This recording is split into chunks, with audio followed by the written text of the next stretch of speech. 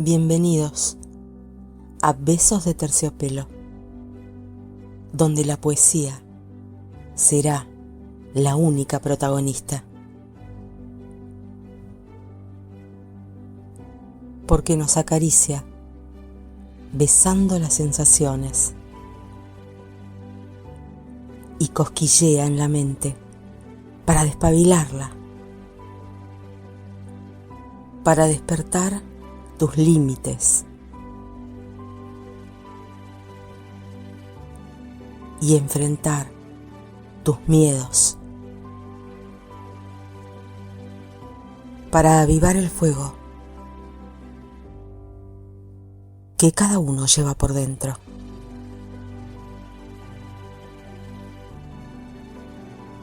Mi nombre es Diosma Patricia Davis, desde Buenos Aires, Argentina, y soy la conductora y creadora de este programa llamado Besos de Terciopelo, que va a estar dedicado especialmente a la poesía y a todos los géneros literarios. ¿Qué es para mí la poesía? La poesía es la vida misma. Su voz llega desde cualquier parte del universo para tocarnos, para acariciarnos, para despertarnos, para hacernos ver la realidad, para darnos momentos placenteros, para hacer vivos los sentimientos. Poesía es todo. Cada instante de nuestra vida está pincelado con poesía. Es un beso dado bajo la lluvia. Es un abrazo entre hermanos que hace tiempo no se ven. Es la mirada cómplice entre amigos. Es ver el nacimiento de un niño. Es la ternura de los ojos de una madre. Son las lágrimas de tristeza por un ser que ha partido. Poesía, poesía. Poesía es lo que nos congrega y nos da ese hálito de vida. Nos da esperanza, nos da fuerza para continuar. Sin la poesía, nos faltaría ese toque de magia que necesitamos para seguir de pie en esta realidad tan dura. Poesía también es el grito desesperado de un derecho que fue enmudecido. Es el pedido de auxilio de alguien que lo está necesitando. Es la fuerza natural que desde las entrañas se explaya a través de las letras. Es ese secreto que estaba muy bien guardado y que se atreve a asomarse nadando en renglones de tinta. Poesía es llevar de la mano a un niño cuando recién está dando sus primeros pasos. Es levantar del suelo un pájaro herido y tratar de reanimarlo. Es la canción que despierta en madrugada, entre medio de un susurro en los oídos. Es música de violines, con solo escuchar una voz. Poesía es ese arrebato en medio de la noche con el ser que amas. Es esa chispa que reaviva y que enciende todo el fuego. Eso es para mí la poesía. Demos comienzo al programa.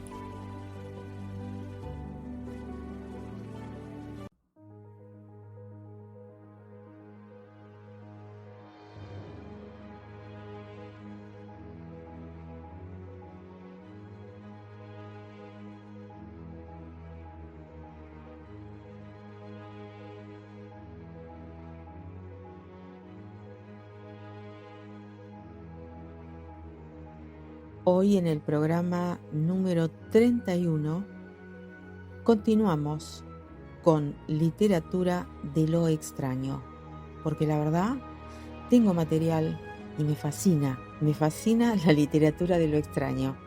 Me parece hermosa, fascinante. Tenemos 3 cuentos hermosísimos, 2 son muy extensos, pero son fabulosos. Uno es de una poetisa contemporánea, el otro es de un clásico y el otro cuento es de otra poetisa contemporánea. Las 2 poetisas contemporáneas son amigas y las quiero muchísimo. Y aparte son excelentes escritoras. Y bueno, los dejo con el material. Espero que les agrade.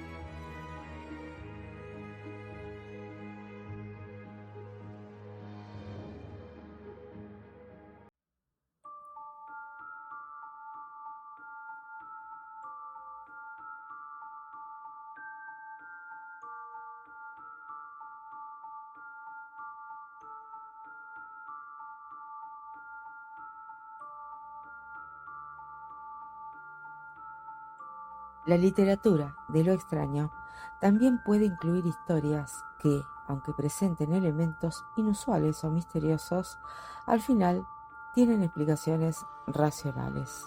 Estas historias pueden combinar elementos fantásticos con explicación lógica o científica, develando lo extraño que es realmente una causa racional.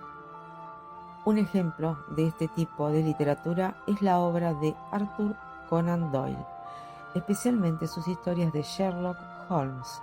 En muchas de sus historias, Holmes se enfrenta a casos de apariencia sobrenatural, que luego se revelan como resultado de engaños, trucos o hechos científicamente explicables. Otro ejemplo es la obra de Agatha Christie. En muchas de sus novelas de misterio, eventos enigmáticos y aparentemente sobrenaturales se resuelven al final revelando una explicación lógica o una conspiración humana. Además, muchos cuentos de ciencia ficción pueden presentar elementos extraños, pero al final dar una explicación científica que justifique los sucesos presentados. Por ejemplo, el cuento La máquina del tiempo de H.G. Wells. Aunque el viaje en el tiempo es un concepto extraño, se da una explicación racional y científica sobre cómo funciona. En resumen, aunque la literatura de lo extraño suele estar asociada con lo sobrenatural y misterioso, no todas las historias de este subgénero carecen de explicación racional. Algunas obras literarias logran combinar los elementos extraños con una resolución lógica, desvelando que los sucesos enigmáticos tenían causas racionales.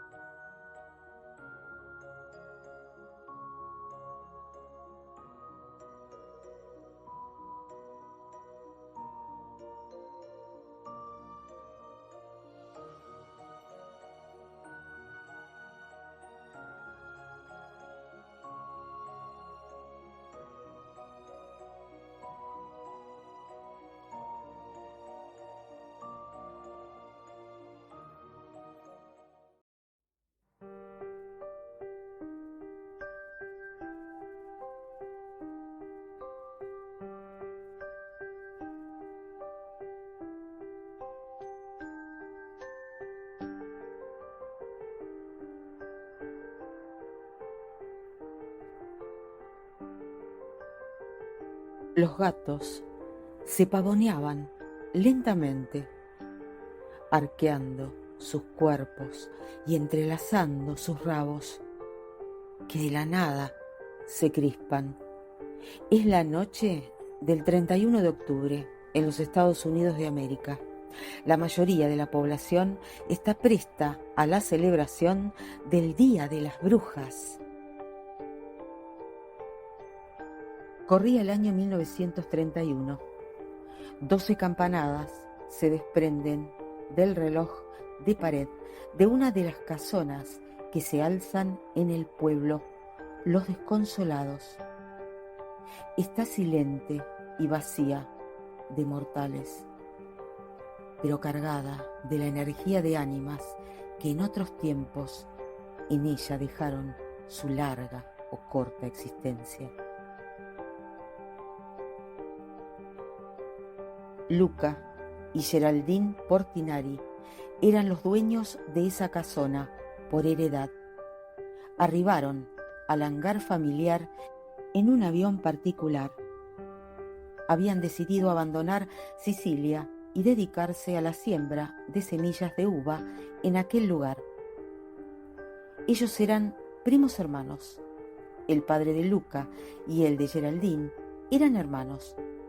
La estancia que heredaron venía de mano en mano por 6 generaciones de los Portinari, quienes fueron conocidos para diferenciarse entre sí como Portinari 1, 2, 3, 4, 5 y 6, muy parecido a la familia de Dante Alighieri.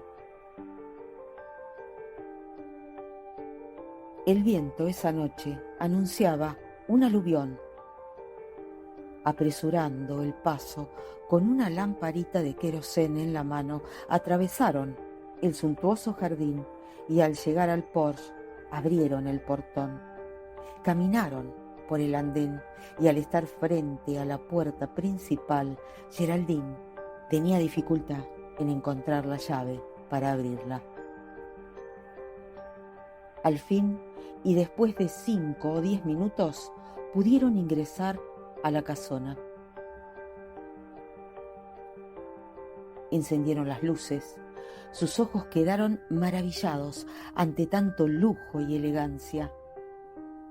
El buen gusto, la limpieza, en fin, el orden, todo estaba impecablemente en el lugar que le correspondía.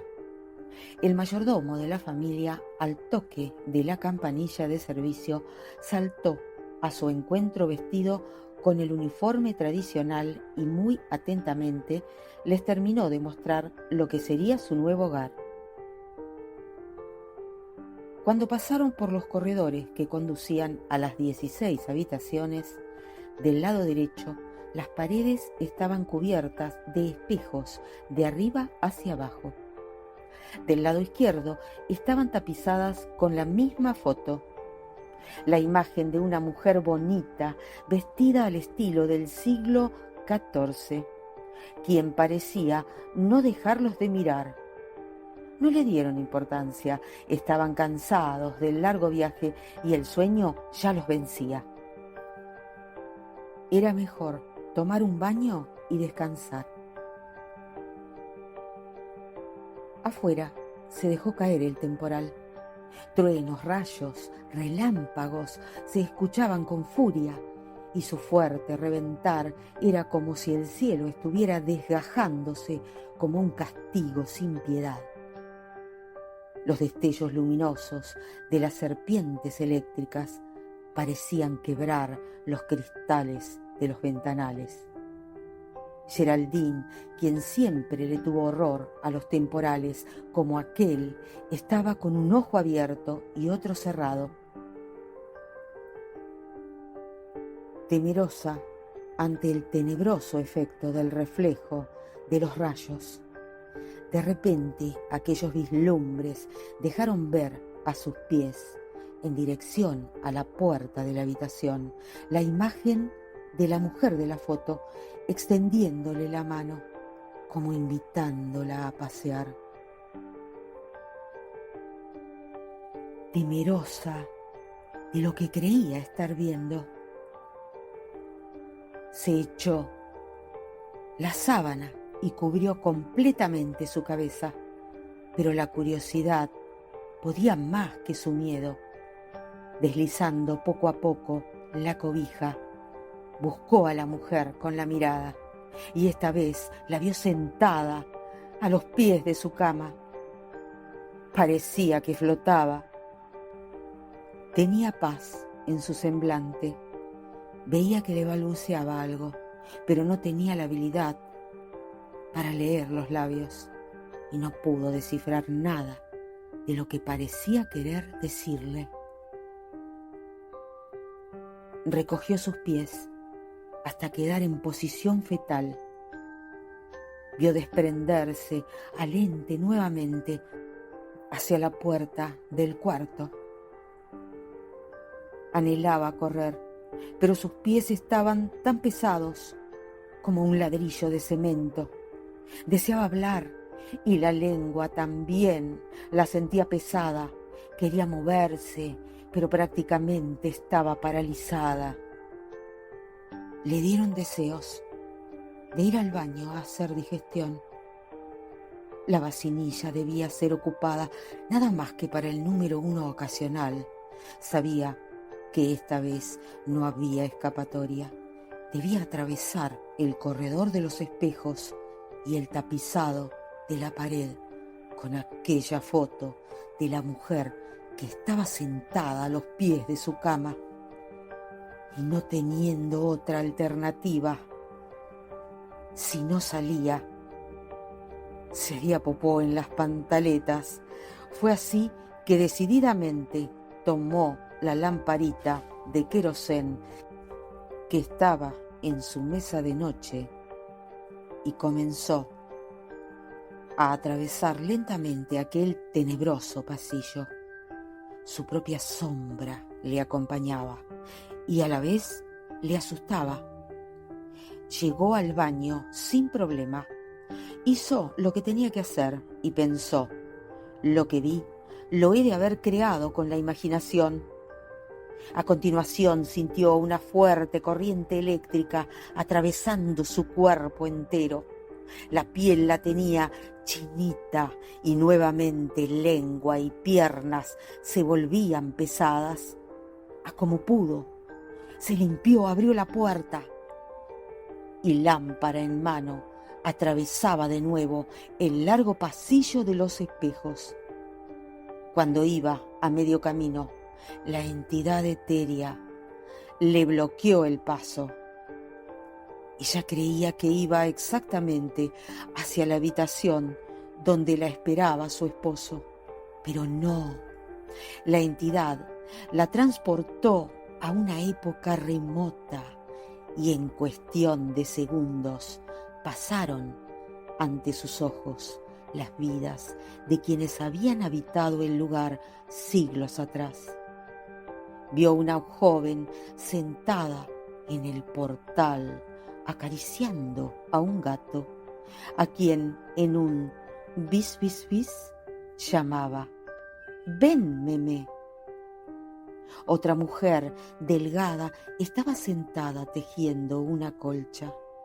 Un caballero de sombrero de copa alta, de saco y corbata, estaba fumando una pipa, leyendo el diario desde un viejo sillón de tela. Y otra mujer bonita, queriendo aprender a leer e intentando devorarse los mensajes que entre páginas tenían un centenar de libros en una amplia y vistosa biblioteca. Todas aquellas escenas eran tan reales. Un halo de raciocinio pasó por su mente. En medio de todos aquellos pensamientos nebulosos que le acechaban, con más preguntas que respuestas, ella deseaba saber a ciencia cierta quiénes eran aquellas personas y cuál era la relación que tenían con ellos que acababan de llegar. La aparición de la mujer de la foto sonreía como adivinando sus pensamientos. De repente se fijó en un cuadro hermoso que estaba tapado al centro del salón. Sin querer, una ráfaga de viento que no sabía con exactitud de dónde sopló. Lo destapó. ¡Qué asombro! Era su imagen la dibujada en aquel lienzo. Le parecía estarse viendo en el espejo. Mientras lo anterior sucedía, el señor de la pipa detenía la mirada en el cuadro develado y una lágrima cautiva de sus ojos resbaló. En susurros se escuchó que dijo: «Livia, te he de ver en la otra vida», y pasó sus manos pecosas por encima del rostro hermoso dibujado en aquella tela.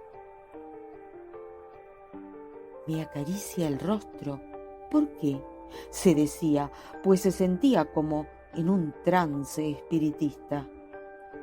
Ella, perpleja de tantas visiones, tomó el paño que aventó el viento y cubrió de nuevo aquella pintura. Luego se acercó cautelosa hacia el hombre de la pipa. Su rostro desconocido le era familiar, así como las facciones de la niña que jugaba con el gato Memé y el de la jovencita que intentaba leer el libro. ¡Oh, susto! Poco a poco su inconsciente le indicó quiénes eran aquellos personajes, y así el hombre de la pipa era nada más y nada menos que su esposo Luca. La mujer que tejía era su hermana África, y la joven bonita pero analfabeta era la prima Isolda. Entonces, ¿de quién era el ánima que la indujo a ver todas estas escenas y por qué? Se restablece totalmente su ánimo. «Bah», se dijo, «las coincidencias son tales que no pasan de simples suposiciones, como el viento cuando ulula. Sin embargo, deambula con la imagen presente de la aparición, como un no perenne en la conciencia borrosa. Mas ambos, eco y viento, se pierden en la monotonía anudada con nudos marineros a aquella noche volcada en una tormenta fatal sobre el huracán de los miedos. Asimismo, su todo, hasta hace unos momentos débil y superfluo, ganaba intensidad. Las palabras que gritan desde su yo interno se quedan vagando, enigmáticas, entre el velo gris que cubre su camino hasta la alcoba.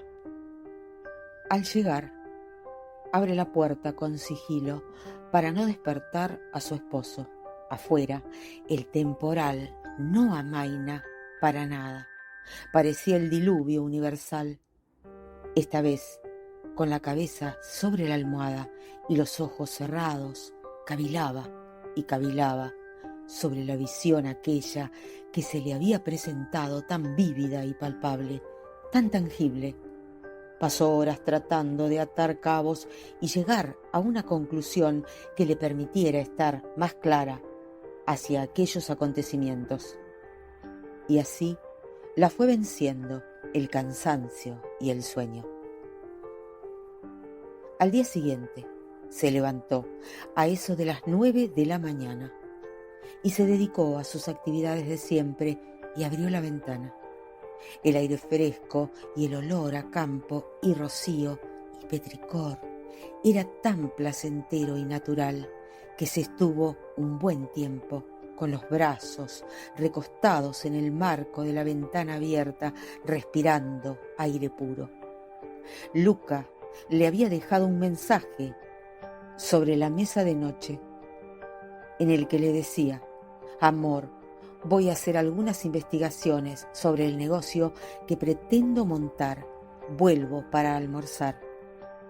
Después de haberla leído, se dispuso a arreglarse y bajó a desayunar.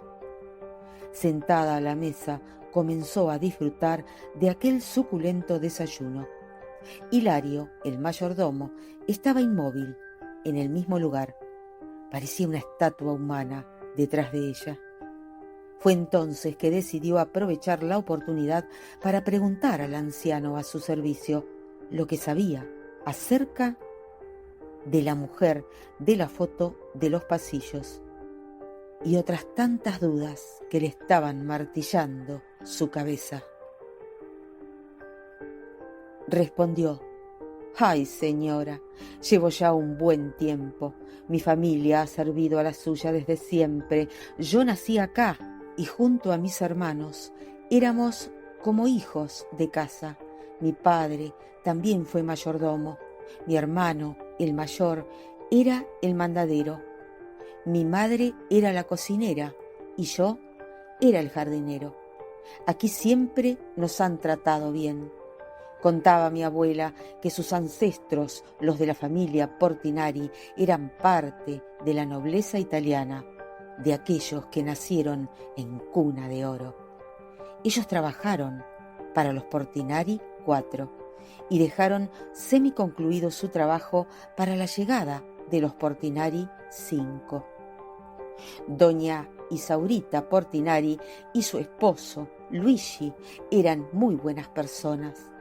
Cuando don Luigi murió a los 40 años, ella casi enloqueció. Pasaba deambulando por toda esta casa en compañía de Memé, su gato siamés. La tristeza que irradiaba su semblante la consumía, no solo a ella, sino a quienes le rodeaban. Su padre, don Isidro Portinari, vivía abrumado ante su aflicción. Después que su yerno y sobrino murieran, decidió venir a vivir con su hija, pues era viudo. Su esposa Livia, madre de doña Isaura, había muerto a los 32 años, cuando un caballo brioso la botó y se desnucó, quedando su hija Isaura de 7 añitos. Fue entonces que contrajo nupcias con su cuñada Martina, quien sabía tejer como las diosas. Con ella procreó una hija que le nació con problemas de aprendizaje. Geraldine no salía de su asombro. Ahora entendía los porqué de un sinnúmero de situaciones que se le presentaban en su diario vivir, siendo así la obsesión de Luca por ella. Estuvieron casados hace 2 siglos. Los reproches de África, su hermana, los que siempre le parecieron inexplicables, significa que ella fue la segunda esposa de Luca, su marido, 2 siglos atrás. La apatía de su prima Isolda. Ella había sido la hija de Luca y África, nacida con problemas de aprendizaje, y la mujer del gato Memé no era otra más que su suegra Isaurita Portinari. Pero, ¿quién era entonces la mujer que se le aparecía y que el viejo Hilario no mencionaba? Decidida, le dice: ayer noche vi a una señora algo gordita, baja, con un faldón negro, blusa blanca, gorro y guantes. Me llamaba, y estoy segura, es la mujer de la foto. Vio como Hilario palidecía ante la descripción. Luego le preguntó: ¿sabe usted quién es? Él le responde: mi madre contaba que a ella también se le aparecía siempre sonriente. Por algunas casualidades de la vida, un día que me encontraba regando el jardín, tendría yo unos 12 años, se me personó, así como la estoy viendo a usted, y me dijo que la siguiera. Así fue, llegando frente al cedro que se alza al pie del puente, me indicó con el dedo una marca en el árbol y me dijo: allí encontrarás muchas cosas y pruebas sobre un secreto que nadie sabe, pues llegado el momento, todo ha de salir a luz. Me agaché a chequear la marca aquella. Cuando me volteé para darle mi opinión, ya no estaba. Recuerdo que salí corriendo, asustado, y le comenté todo a mi madre, pero ella, sin entrar en detalles conmigo, simplemente esquivó la plática.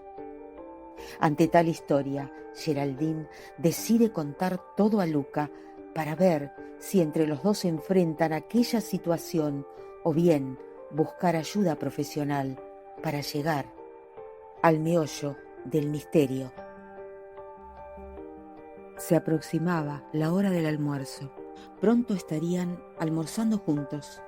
Mientras esperaba, decidió salir a corretear mariposas y a escribir un rato en su fiel amigo. Su diario, acerca de todo lo que estaba viviendo. No supo cómo sus pies, en su constante girar y girar, la condujeron sin querer hasta el cedro que se alzaba cerca del puente. Cansada, se recostó en su tronco y empezó a escribir. Sus manos y su lápiz comenzaron a deslizarse en el papel, sin control. Tampoco controlaba lo que escribía. Parecía poseída, pero sabía que estaba consciente de lo que pasaba. Así transcurrieron unos 4 minutos. Escuchó entonces voces que se deslizaban con el viento desde el hangar y vio la silueta de su esposo, que a paso lento se desplazaba hacia ella. En ese momento su mano soltó el lápiz y como un autómata cerró el diario. Luca la saludó con un beso en la frente. Desde el cedro hasta la casa no paraba de hablar sobre todo lo que había logrado en solo una salida. Mas ella apenas lograba escucharlo. Almorzaron y luego se fueron a hacer una siesta que se prolongó por 2 o 3 horas. En el sueño de ella, siempre la misma mujer, invitándole a seguirla. Deseaba abrir los ojos, pero le era imposible. Estaba sumida en un profundo letargo. De repente sintió que alguien palmoteaba levemente sobre su hombro. Logra abrir los ojos y le pide a Luca que la abrace fuerte. Bastante nerviosa, le va contando a su esposo, en un lapso de media hora, todo lo que hubo pasado desde que llegaron, además del breve relato de Hilario y lo sucedido cuando se recostó en el tronco del cedro. Juntos deciden visitar al chamán del pueblo, un estadounidense, mitad peruano y mitad brasileño.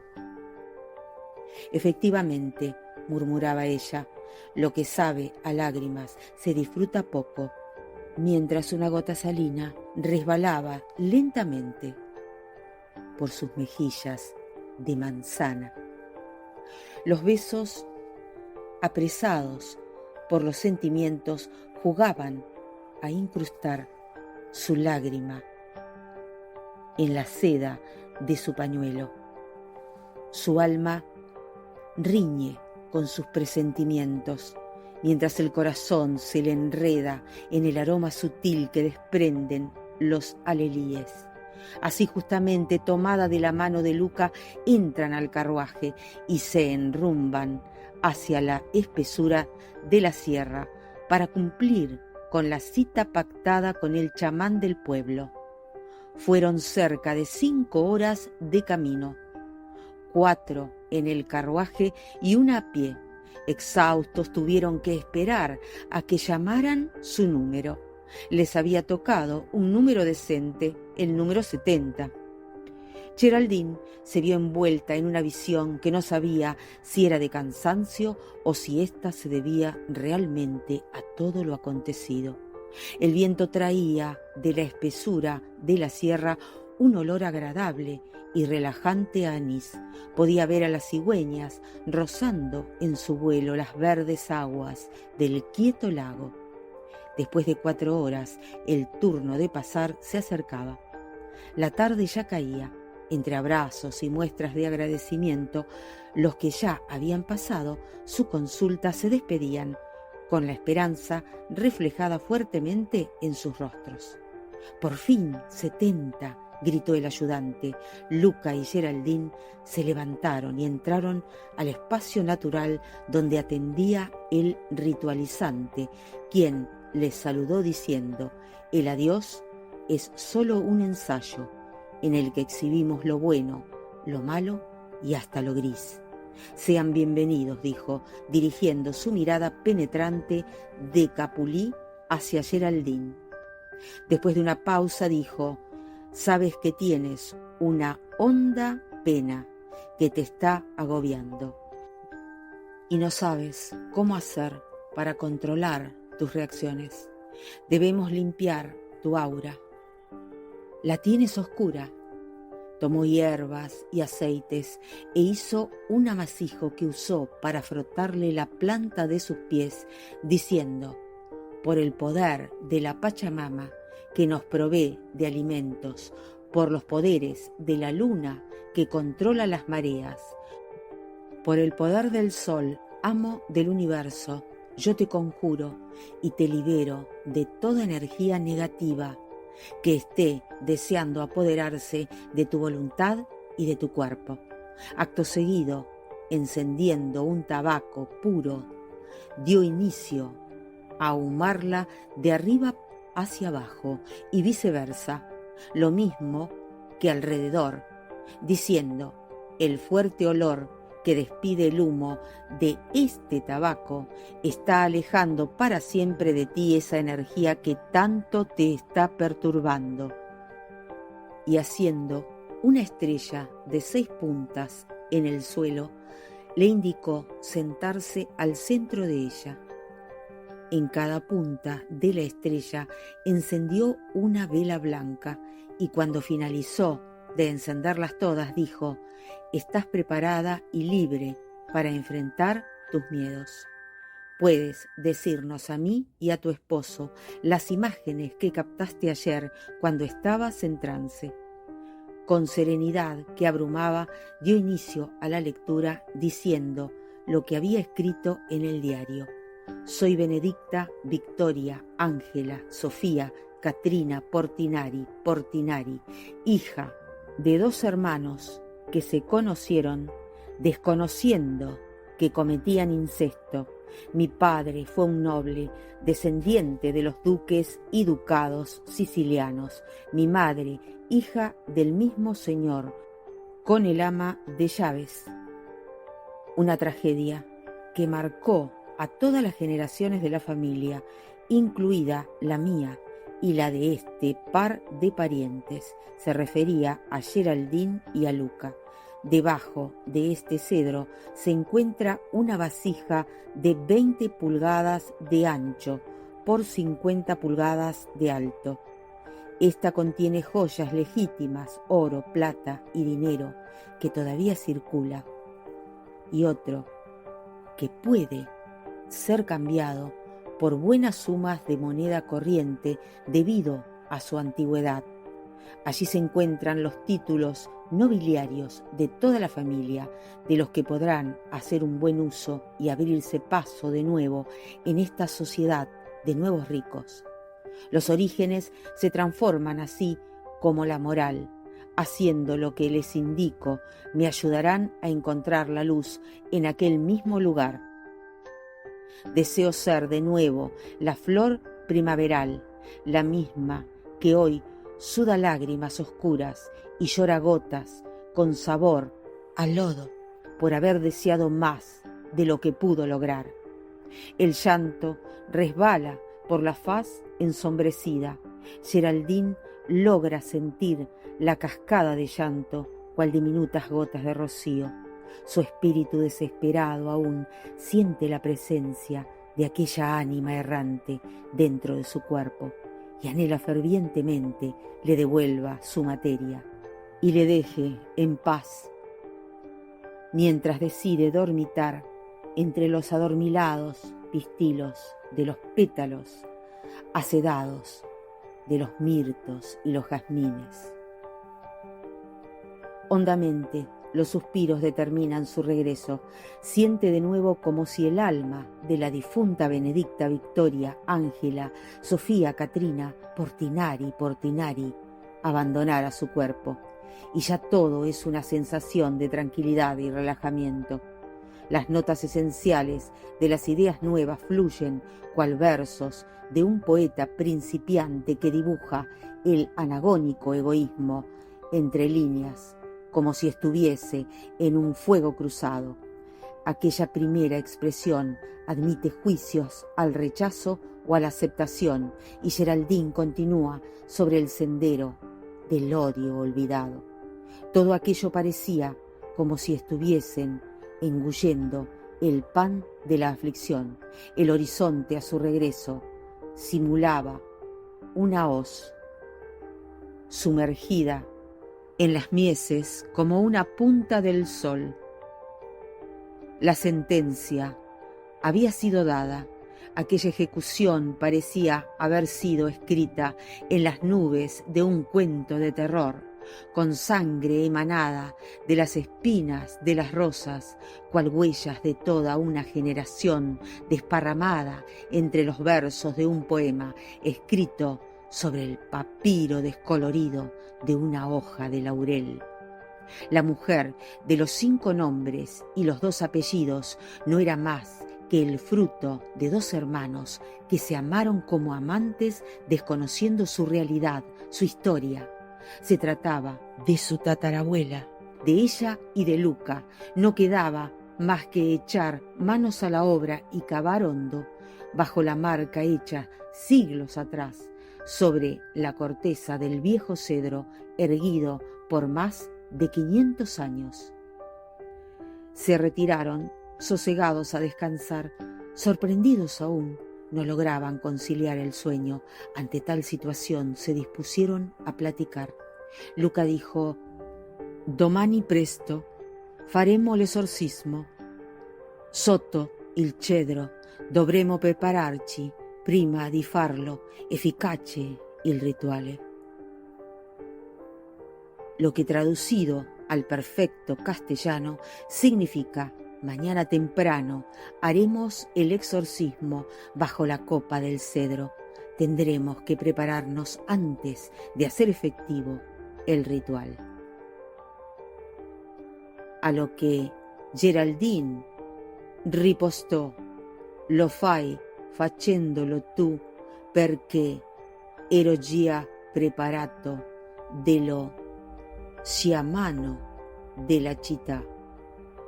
Traduciendo: de hacerlo, lo haces tú, pues yo ya fui preparada por el chamán del pueblo. Luca lo aceptó. Con los primeros rayos del sol y aún en pijamas, sin desayunar, pidieron a Hilario contratar para ayer a un sepulturero. El viejo mayordomo llevó al hombre con sus herramientas. Habiendo cavado más de 7 metros, el pico y la pala casi acaban con las entrañas del cedro, que parecía llorar. Luca y Geraldine gritaban al hombre: «Un po' più, signore», o sea, un poco más, señor. De repente, la pala tocó algo que sonaba.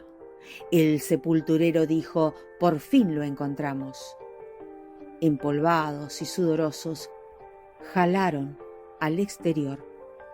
Con el uso de fuertes sogas y la fuerza unida de todos, con el mayor de los cuidados, aquella olla de latón prensado, fuertemente tapada. Una vez afuera, la trasladaron a su alcoba. «Manos a la obra», dijo Luca, y cuando retiró la tapa, zarrosa y maltratada por el tiempo, encontró todo lo que el espíritu de Benedicta les había indicado. Cuando salieron los títulos nobiliarios, Luca de nuevo expresó: «Siamo più che milionari, siamo nobili, amore mio, nobili siamo, i duci della nuova generazione dei Portinari».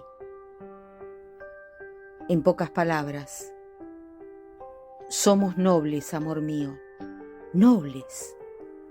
Somos los duques de la nueva generación de los Portinari. Fue así que las apariciones cesaron.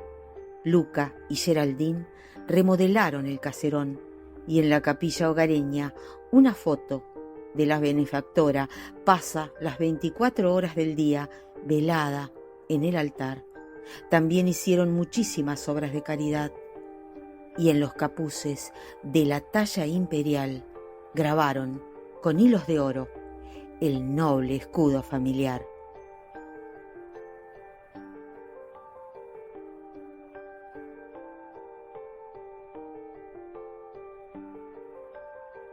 Katia N. Varillas. Entre cuentos y leyendas, aventuras de los desventurados. Antología. Relato número 6.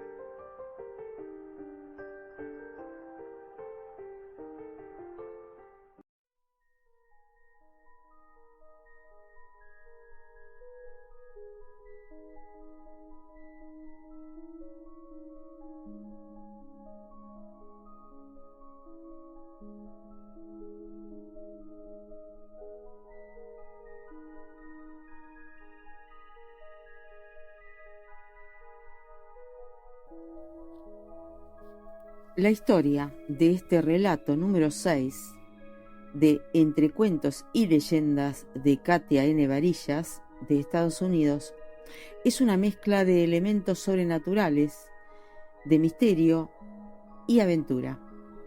A través de esta trama se explora la conexión que tiene la protagonista con el pasado de su familia, con sus antepasados, sus ascendientes, y cómo esto afecta a su presente.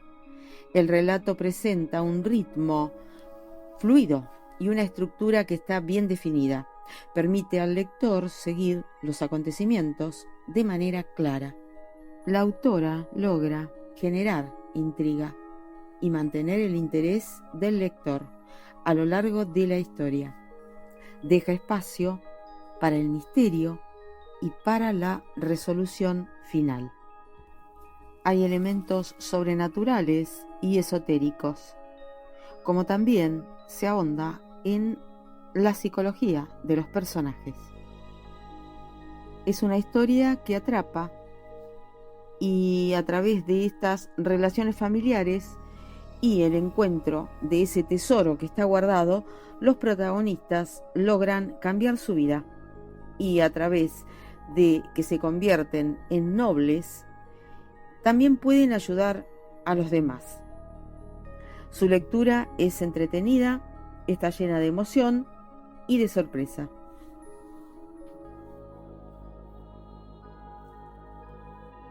La escritora Katia N. Varillas fue reconocida como fundadora y directora del movimiento y programa cultural y literario Noches Bohemias de Pura Poesía, que se transmite periódicamente desde YouTube y que también fue directora de varias páginas culturales y literarias en diversos sitios de la web. Es una prolífica escritora y es difusora del mundo cultural, promoviendo personajes que se distinguen en el arte y la cultura en general. Está autorizada por la United States Press Association para el libre ejercicio del periodismo dentro y fuera de los Estados Unidos de América. Algunos de sus libros son Mis 100 cuentos rimados para contar, antología. Revelaciones de vida en poesía, también antología. Cuerpos fugaces. Mis escritos en tiempos de pandemia. Cavilares, antología. Su última publicación es el libro Aventuras de los Desventurados, antología entre cuentos y leyendas, donde tiene 11 relatos cortos de ficción y se encuentra este relato número 6. La escritora es de origen nicaragüense y reside en Estados Unidos.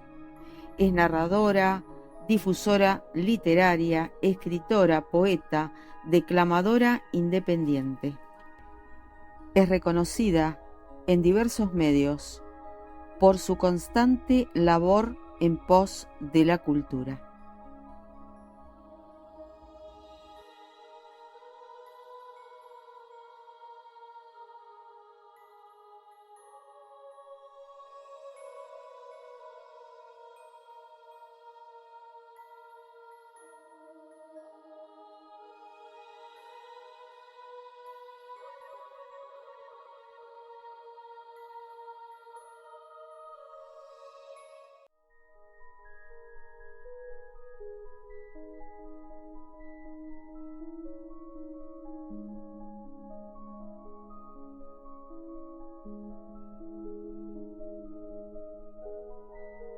Angeline o la casa encantada, escrito por Émile Zola.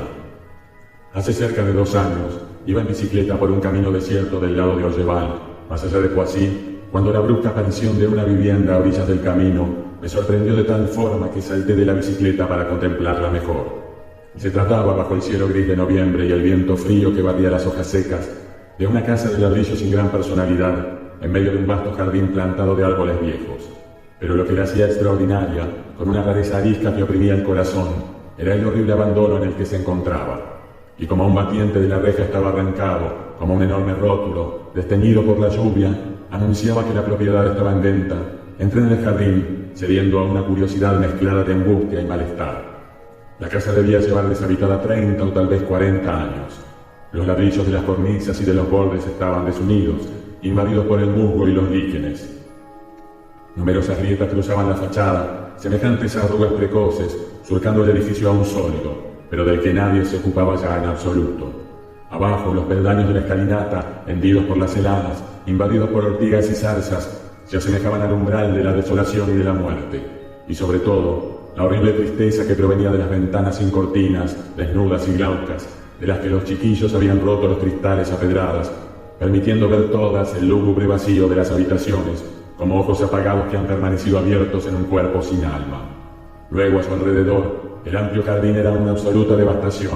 El antiguo parterre apenas visible bajo las crecidas hierbas silvestres, los paseos desaparecidos, comidos por las plantas voraces, los bosquecillos convertidos en selvas vírgenes, una vegetación salvaje de cementerio abandonado en la sombra húmeda de los grandes árboles seculares, en los que aquel día el viento otoñal, lanzando su triste queja, se llevaba las últimas hojas.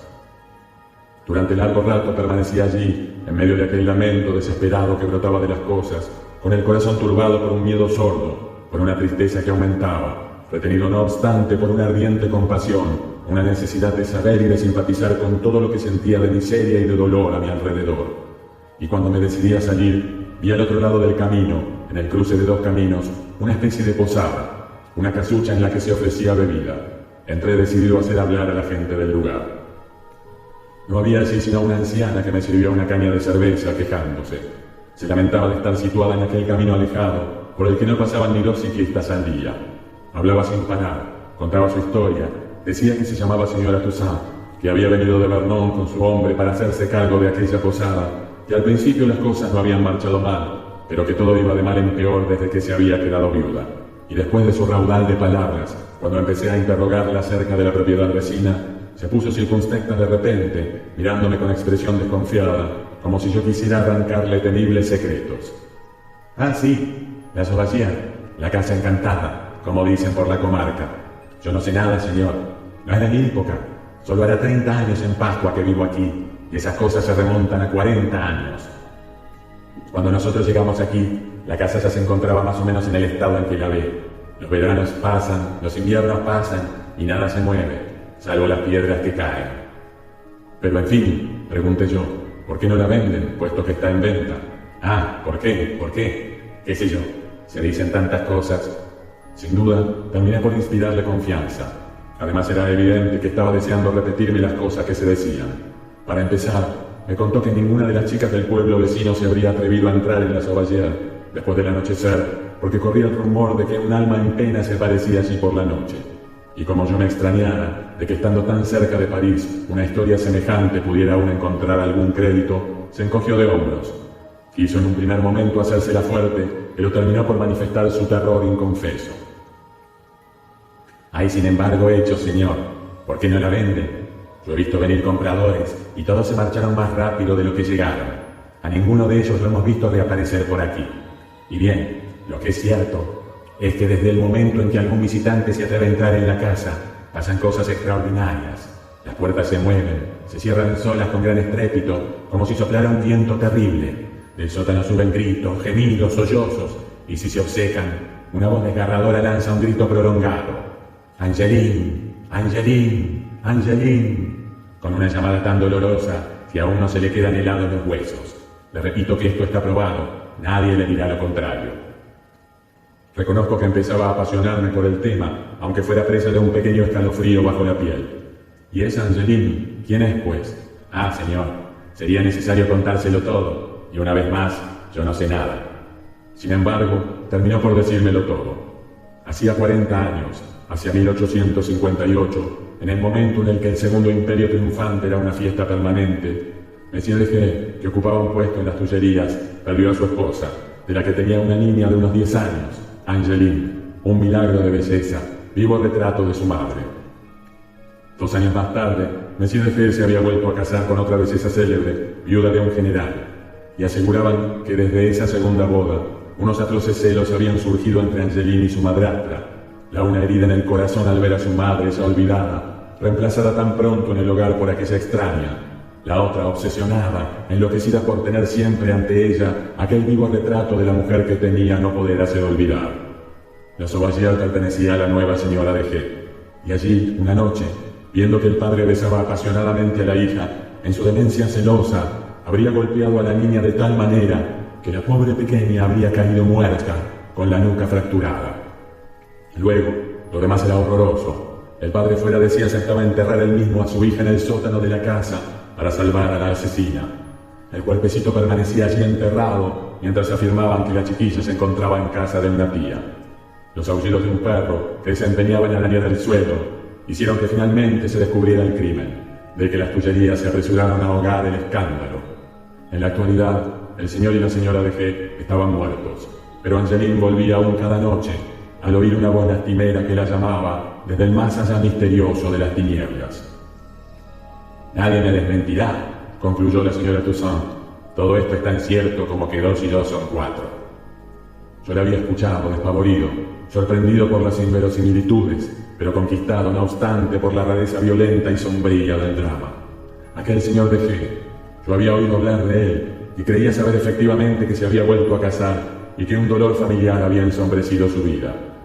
Era pues cierto, qué historia trágica y enternecedora, todas las pasiones humanas removidas, exasperadas hasta la demencia, el crimen pasional más terrorífico que pudiera verse, una chiquilla bella como el día, adorada, asesinada por su madrastra y enterrada por su padre en un rincón del sótano. Era demasiado hermoso de emoción y de horror. Yo iba a seguir preguntando, discutiendo. Luego me dije, ¿para qué? ¿Por qué no llevarme en su flor de imaginación popular aquel cuento horroroso? Cuando volví a montar en bicicleta, eché una última ojeada a la Sauvagère. La noche descendía, la casa miserable me miraba desde sus ventanas vacías y oscuras, semejantes a ojos de muerta, mientras que el viento otoñal gemía entre los viejos árboles. ¿Por qué se clavó esta historia en mi cráneo hasta convertirse en una obsesión, en un verdadero tormento? Ese es uno de los problemas intelectuales difíciles de resolver. De nada servía decirme a mí mismo que leyendas semejantes corren por la campiña, que ésta, en suma, no presentaba ningún interés directo para mí. A pesar de todo, la niña muerta me obsesionaba, aquella Angeline deliciosa y trágica que una voz lastimera llamaba cada noche desde hacía 40 años a través de las habitaciones vacías de la casa abandonada. Y durante los 2 primeros meses del invierno hice averiguaciones. Evidentemente, por poco que una desaparición semejante, una aventura hasta ese punto trágica, hubiera salido al exterior, los periódicos del momento debían haber hablado de ella. Examiné las colecciones de la Biblioteca Nacional sin descubrir nada, ni una línea que se pareciera a semejante historia. Luego interrogué a los coetáneos, a personas de las Tullerías. Ninguna pudo contestarme con exactitud. Solo obtuve informaciones contradictorias, hasta el punto de que había abandonado toda esperanza de llegar a la verdad, sin dejar de sentirme presa del tormento del misterio, cuando una casualidad me puso una mañana sobre una nueva pista. Iba cada 2 o 3 semanas a hacerle una visita de buena confraternidad, de ternura y de admiración al viejo poeta B, que falleció el pasado abril, cerca de los 70 años. Desde hacía ya muchos años, una parálisis en las piernas lo tenía clavado en un sillón en su pequeño gabinete de trabajo de la calle de Assas, cuya ventana daba al jardín del Luxemburgo. Acababa así dulcemente una vida de ensueño, sin haber vivido más que de imaginación, habiéndose construido el ideal palacio en el que, lejos de lo real, había amado y sufrido. ¿Quién de nosotros no recuerda su fino rostro amable, sus cabellos blancos de bucles infantiles, sus pálidos ojos azules que habían conservado la inocencia de la juventud? No podría decirse que mintiera siempre, pero lo cierto es que inventaba sin cesar, de tal manera que no se sabía nunca con exactitud dónde acababa para él la realidad y dónde empezaba el sueño. Era un anciano encantador, desde hacía mucho tiempo fuera de la vida, cuya conversación me conmovía frecuentemente como una revelación discreta y vaga de lo desconocido. Aquel día charlaba pues con él cerca de la ventana, en la estrecha habitación que calentaba siempre en fuego intenso. Fuera, la helada era terrible y el jardín del Luxemburgo se extendía blanco de nieve, presentando a la vista un vasto horizonte de candor inmaculado. Y no sé cómo llegué a hablarle de la Sauvagère, de aquella historia que me preocupaba aún. El padre casado de nuevo, la madrastra celosa de la niña, vivo retrato de su madre, luego su sepultura al fondo del sótano. Me había escuchado con la tranquila sonrisa que conservaba incluso en la tristeza. Se había hecho silencio. Su pálida mirada azul se perdía a lo lejos en la inmensidad blanca del Luxemburgo, mientras que una sombra de sueño emanaba de él y parecía envolverlo con un ligero escalofrío. Conocí mucho al señor de G, dijo lentamente. Conocí a su primera esposa, de una belleza sobrehumana. Conocí a la segunda, no menos prodigiosamente bella, e incluso las amé apasionadamente a las dos, sin decirlo jamás. Conocía también a Angeline, que era aún más bella, y que todos los hombres habrían adorado de rodillas. Pero las cosas no ocurrieron exactamente como usted dice. Fue para mí una gran emoción. Era la verdad inesperada de la que ya desesperaba. Iba a saberlo todo. En un primer momento no desconfié y le dije: «Ah, amigo, qué favor me hace. Por fin mi pobre cabeza va a poder calmarse. Hable rápido, cuéntemelo todo». Pero él no me escuchaba. Su mirada permanecía perdida en la lejanía. Luego habló con voz de ensueño, como si hubiera ido creando los seres y las cosas a medida que los evocaba. Angeline era, a los 12 años, un alma en la que todo el amor de la mujer había florecido ya, con sus arrebatos de alegría y de dolor. Fue ella quien cayó perdidamente celosa de la nueva esposa, que veía cada día del brazo de su padre. Sufría como si se tratara de una horrible traición, pero no era solo a su madre a la que la nueva pareja insultaba. Era a ella misma a la que torturaba y le desgarraba el corazón. Cada noche oía a su madre que la llamaba desde la tumba, y una noche en que sufría demasiado y moría de exceso de amor, para unirse con ella, la chiquilla de 12 años se clavó un cuchillo en el corazón. Yo lancé un grito: «¡Dios santo! ¿Es posible?».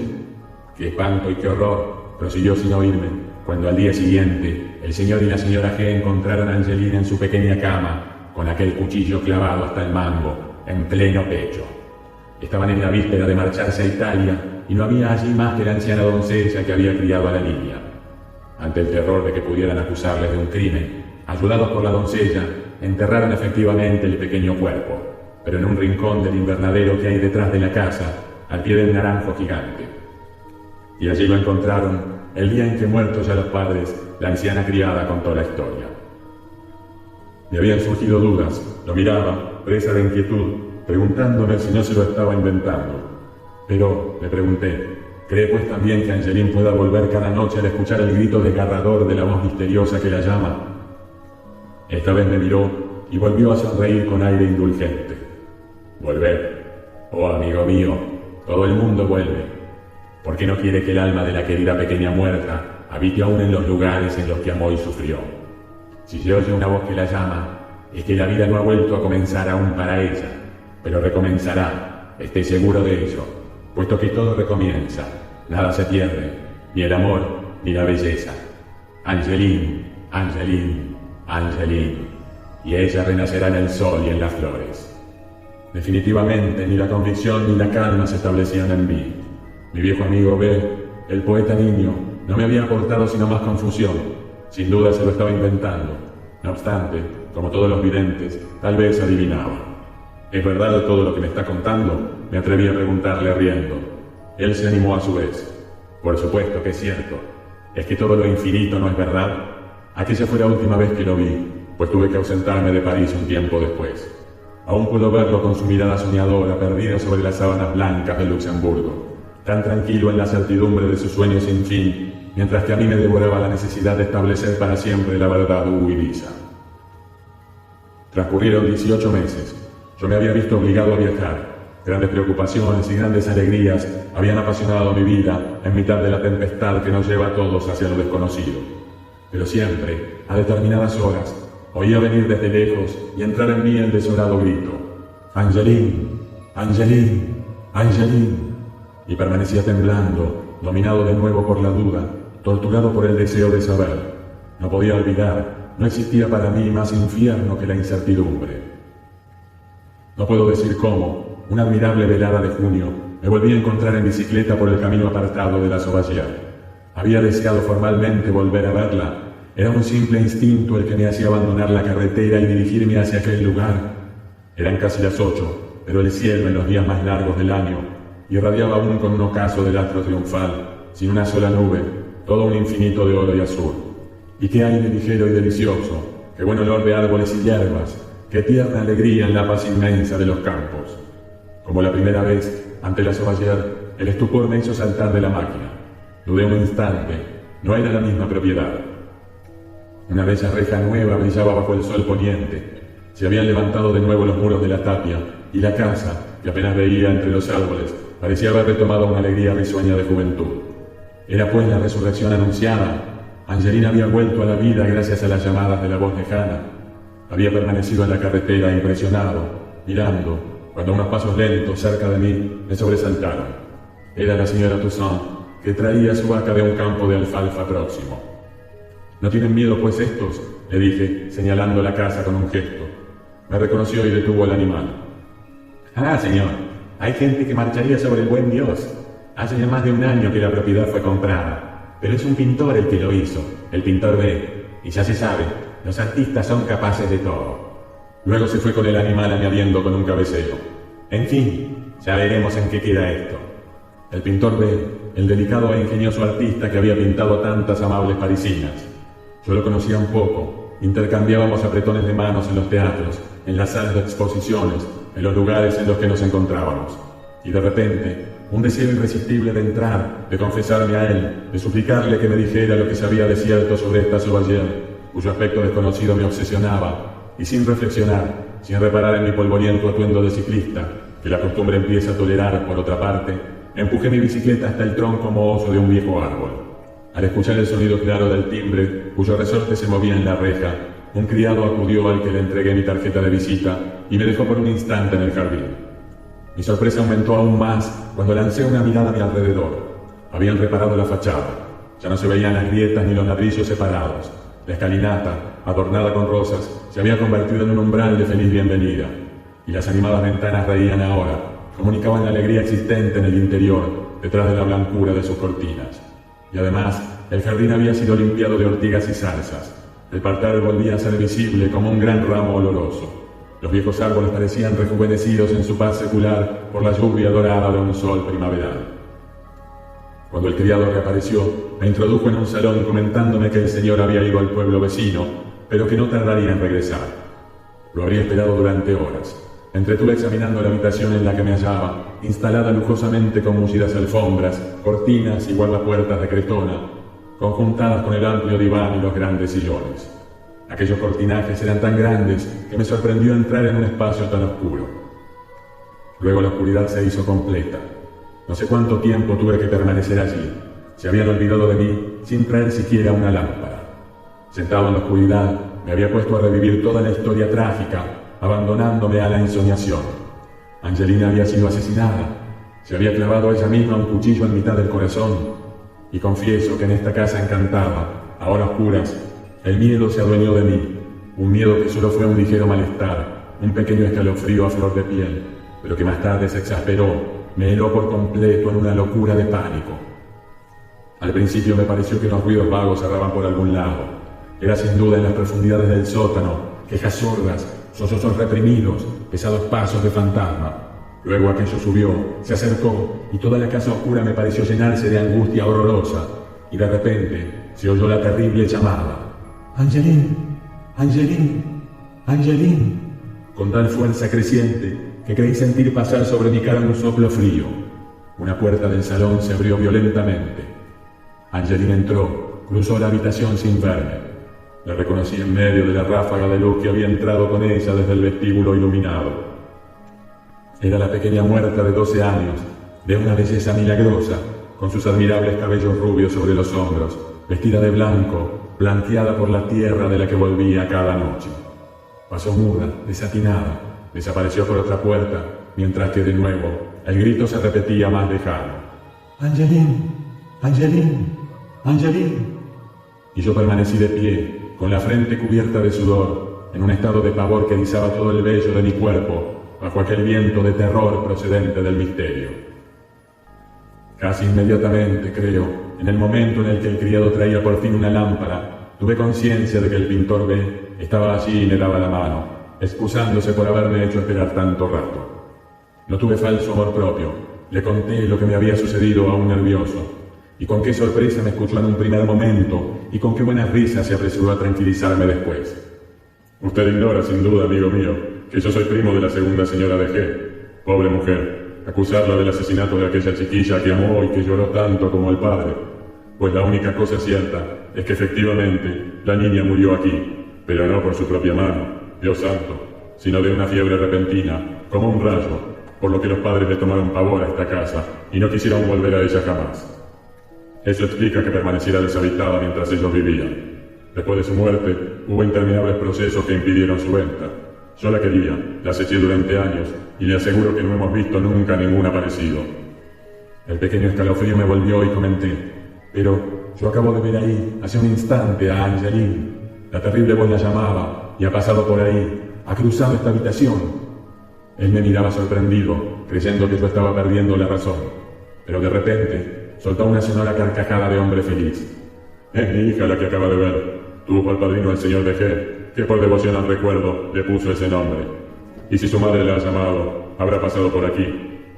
Él mismo abrió la puerta y llamó de nuevo. «Angeline, Angeline, Angeline». La niña regresó, pero viva y vibrante de alegría. Era ella, con su vestido blanco, sus admirables cabellos rubios sobre los hombros, y tan bella, tan radiante de esperanza, que era como una primavera que lleva en capullo la promesa del amor, la prolongada felicidad de una existencia. Ah, la querida aparecida, la niña nueva que renacía de la niña muerta. La muerte había sido vencida. Mi viejo amigo, el poeta B, no mentía. Nada se pierde, todo recomienza, la belleza como el amor. La voz de las madres llama a las niñas de hoy, a las enamoradas de mañana, y reviven bajo el sol, entre las flores. Era de ese despertar de la niña de lo que la casa se encontraba encantada. La casa que había vuelto a ser joven y feliz, en la alegría reencontrada de la eterna vida.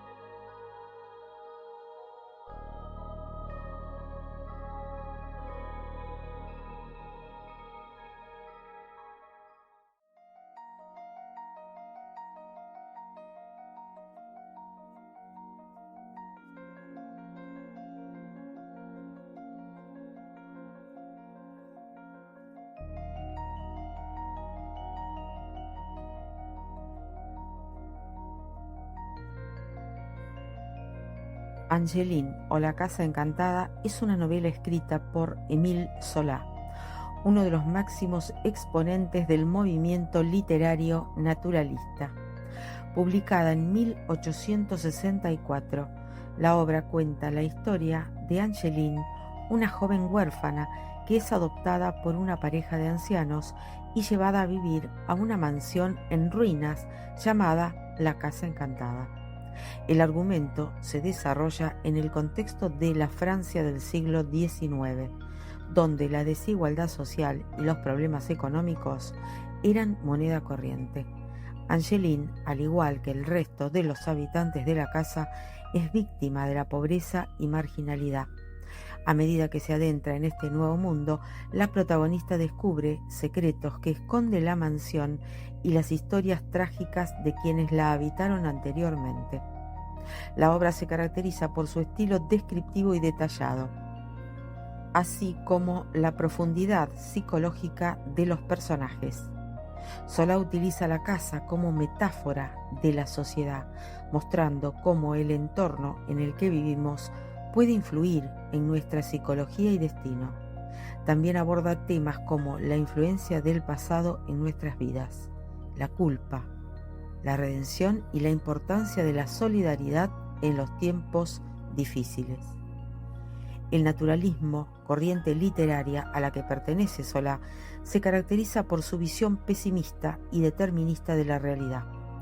En Angeline o La Casa Encantada se puede ver cómo el destino de los personajes está marcado por su clase social y su entorno, limitando sus opciones de vida y condenándolos a la desgracia. Muestra la influencia del medio ambiente en la personalidad y comportamiento de los individuos, destacando la determinación genética y la falta de libre albedrío. Angeline o La Casa Encantada es una obra literaria que explora de manera profunda los aspectos más oscuros de la sociedad y de la condición humana. A través de un enfoque naturalista, Émile Zola nos sumerge en un mundo de pobreza, desigualdad y tragedia, mostrando cómo estos factores determinan el destino de los individuos. Con un estilo descriptivo y detallado, el autor retrata los personajes complejos y aborda los temas universales, como son la culpa y la solidaridad.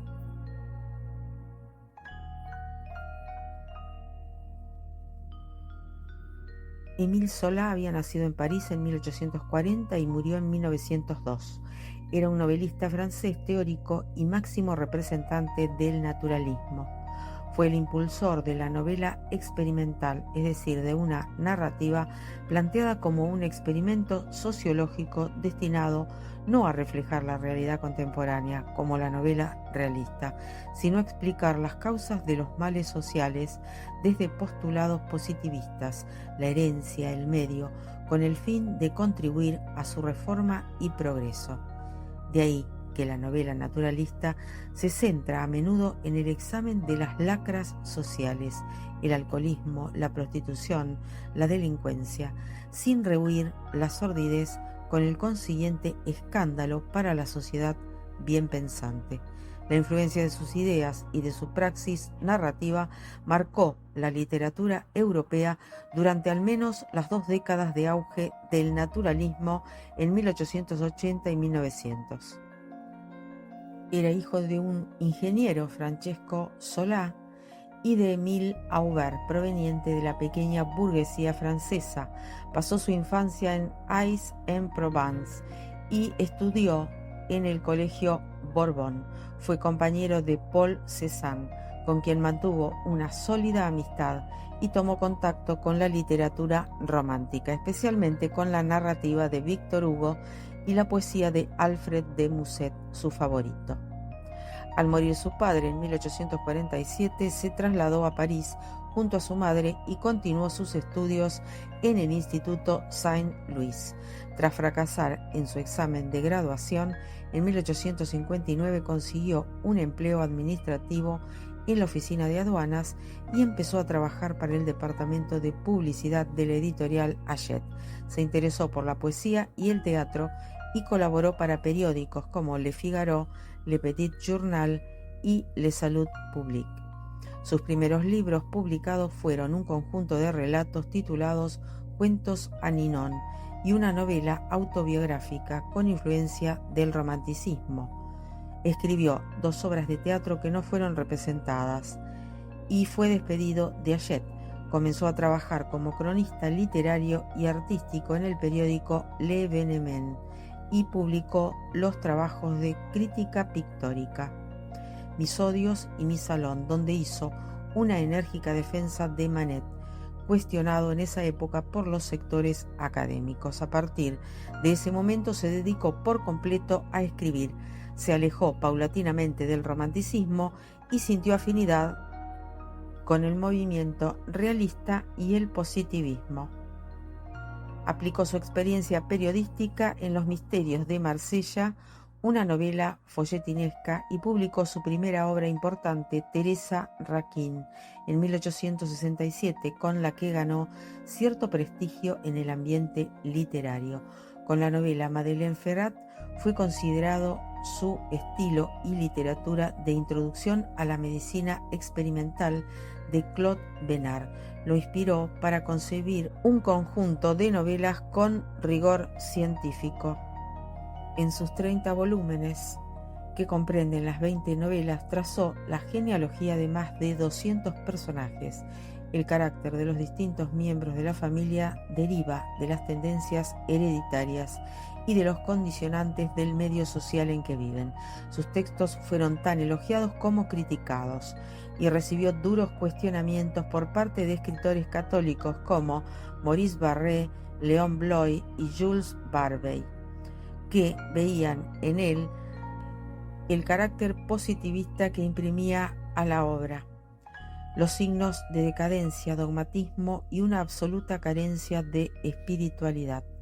Su obra ensayística comprende volúmenes teóricos sobre el naturalismo, como por ejemplo la novela experimental El naturalismo en el teatro, Nuestros autores dramáticos, Los novelistas naturalistas, Documentos literarios y una campaña, así como textos de crítica y polémica, entre los que se destacan Viaje de vuelta, Nueva campaña y fundamentalmente Yo acuso.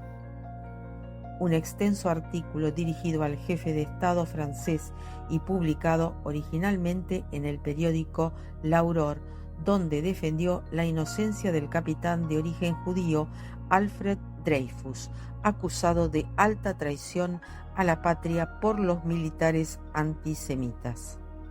Su influencia sobre las generaciones posteriores de escritores no fue solo literaria, ya que su actitud de involucrarse tanto en la literatura como en la realidad social se transformó en un paradigma del escritor comprometido y dominó la escena cultural de Occidente hasta la década de los 70. Es autor de las series Las tres ciudades, compuesta por Lourdes, Roma y París, y Los cuatro evangelios, integrada por Fecundidad, Trabajo, Verdad y Justicia.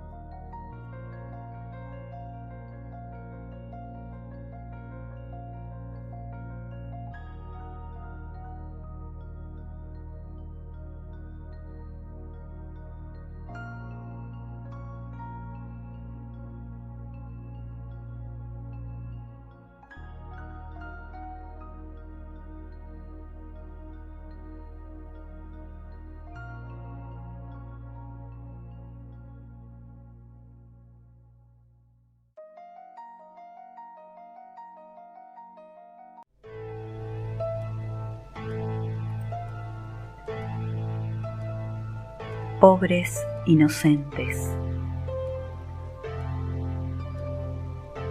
Autora Marcela del Carmen Rioseco, Argentina.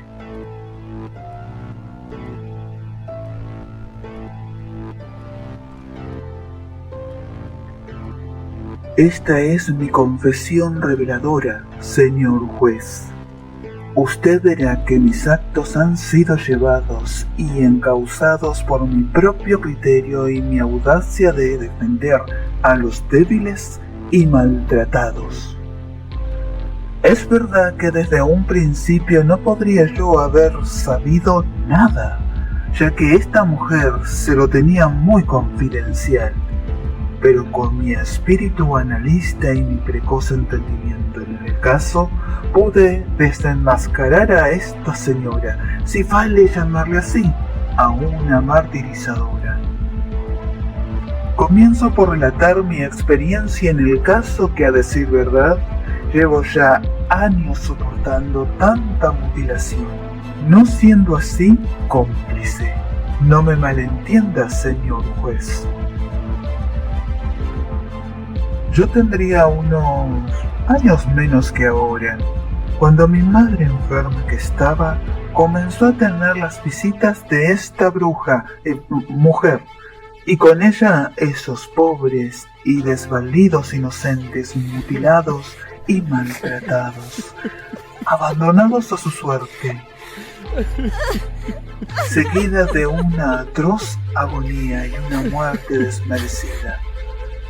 Mi madre le cumplía con atenciones y trataba de dar alivios a las heridas sufridas en aquellos inocentes, pero ni por más buena que fuera mi madre, le era imposible alargar más la vida a los mártires. Odiaba a esa mujer. Era fría, calculadora, fanática del despotismo criminal. Yo, con lo precavido que soy, me había propuesto descubrir su mortal empresa y desenmascaraba a la inquisidora. Y la veía, sí, la veía, todos los días bajar por esas largas escaleras de la planta alta. Aparte, siempre bajaba y nunca la vi subir. Le nombraba como la inquisidora, como clave, ¿vio? No quería que se diera cuenta de que la estaba vigilando. Además, siempre bajaba. Bajaba a las 8, bajaba a las 11, bajaba a las 17:10, bajaba a las 20. Y la inquisidora era puntual. Todos los días hacía el mismo recorrido. Bajaba las escaleras, llegaba hasta la puerta de algún vecino en turno y le obsequiaba a sus inocentes víctimas a cambio de una taza de café y un momento de charla, donde se habrá visto tremenda indignación y todos aceptaban ese malicioso canje. Odiaba a la inquisidora. Era ya una cuestión de honor, de piel, de terminar con tal actitud de crueldad. Y ellos, pobres los inocentes, chorreaban sus heridas, emitían guturalmente sus gritos de dolor, lloraban sus penas, pero a nadie más que a mí parecía importarles.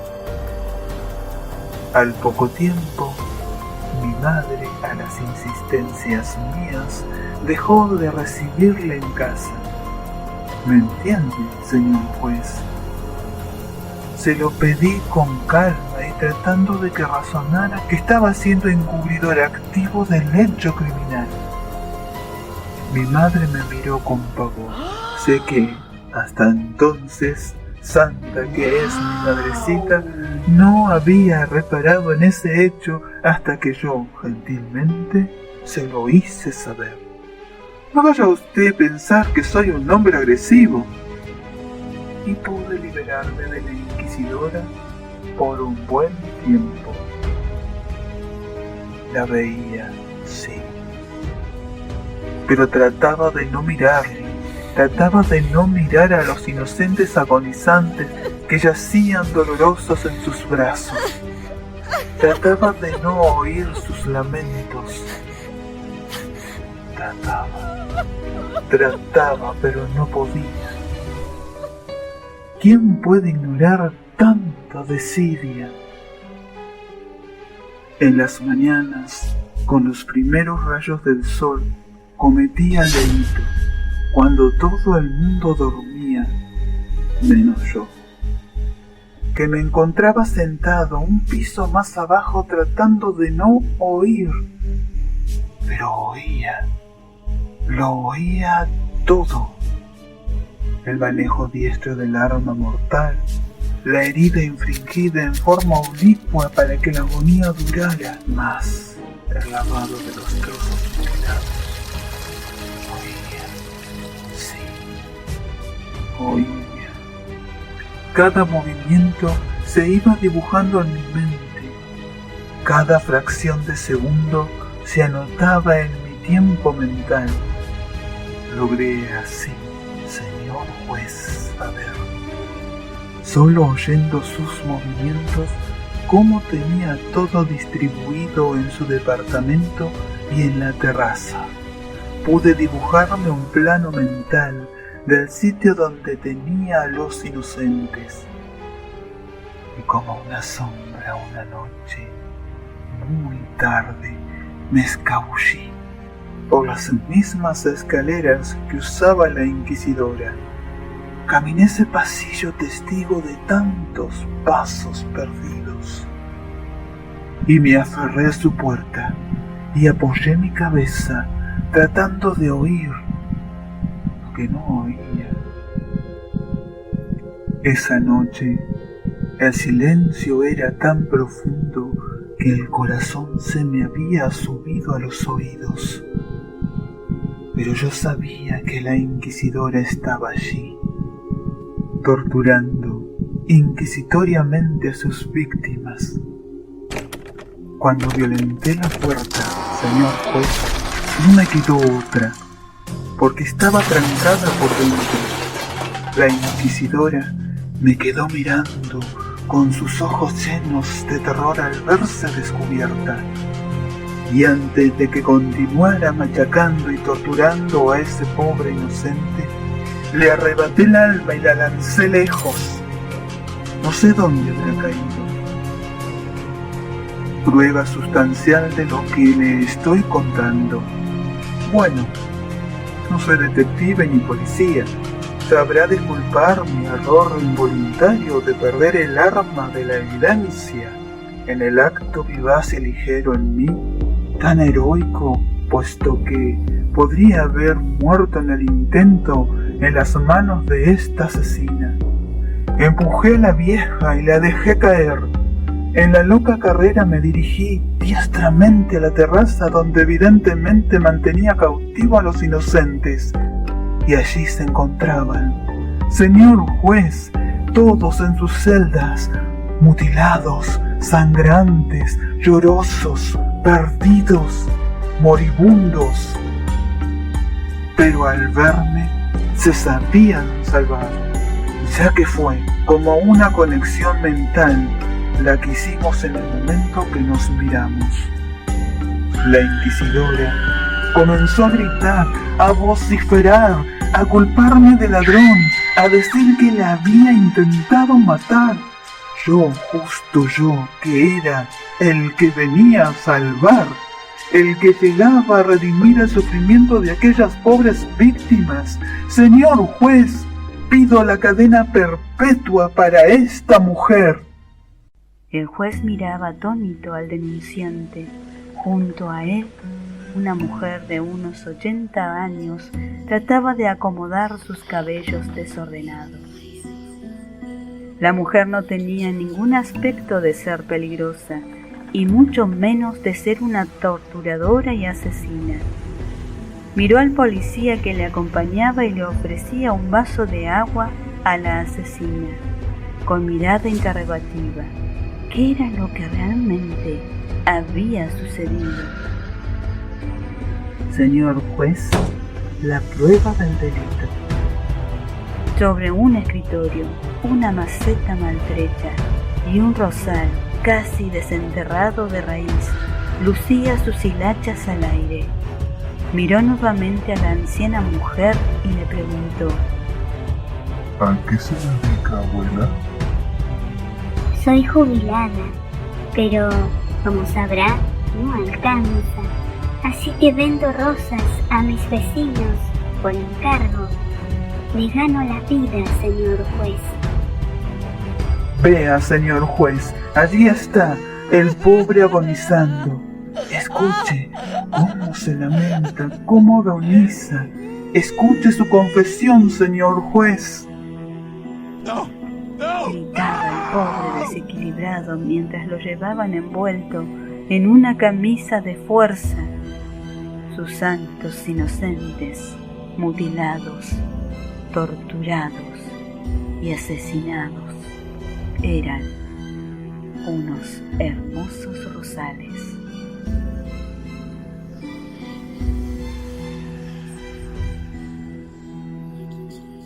Pobres inocentes. Voz y edición: Marcela del Carmen Río Seco, Argentina.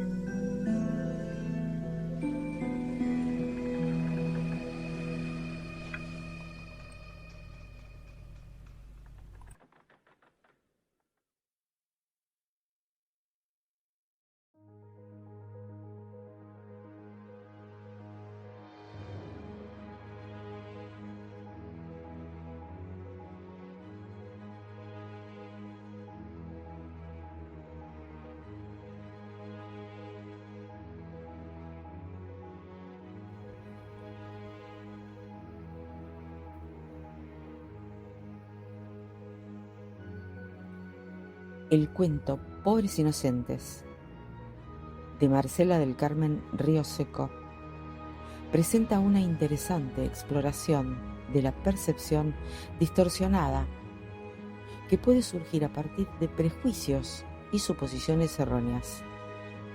La historia gira en torno a un hombre que toma acciones drásticas, convencido de que está defendiendo a los débiles y desenmascarando a una malvada mujer a quien él llama la Inquisidora. Sin embargo, a medida que se desarrolla la trama, se revela que sus creencias no se corresponden con la realidad. El relato comienza con el protagonista que narra la historia, que dice escuchar gritos y golpes del departamento de la planta alta en el que vive una anciana. A partir de esto, el hombre comienza a sospechar que la anciana está maltratando y mutilando a seres indefensos. Su odio hacia ella se intensifica cada vez más, especialmente cuando observa que visita a otros vecinos sin que a nadie le parezca una preocupación el hecho de sus acciones. Conmovido por su sentido de justicia, el hombre decide confrontar a la anciana y terminar con los supuestos actos maliciosos. Sin embargo, las cosas toman un giro inesperado cuando el hombre es arrestado por agredir a la anciana. La mujer lo acusa de ser un ladrón y de intentar matarla. En ese momento, la anciana tiene la oportunidad de explicar la realidad de los hechos. Contrario a lo que el protagonista creía, ella solo estaba cortando rosas para vender. La historia revela la peligrosidad de dejarse llevar por prejuicios y formar juicios precipitados. El hombre, convencido de la maldad de la anciana, deja que su imaginación lo guíe y termina cometiendo actos violentos.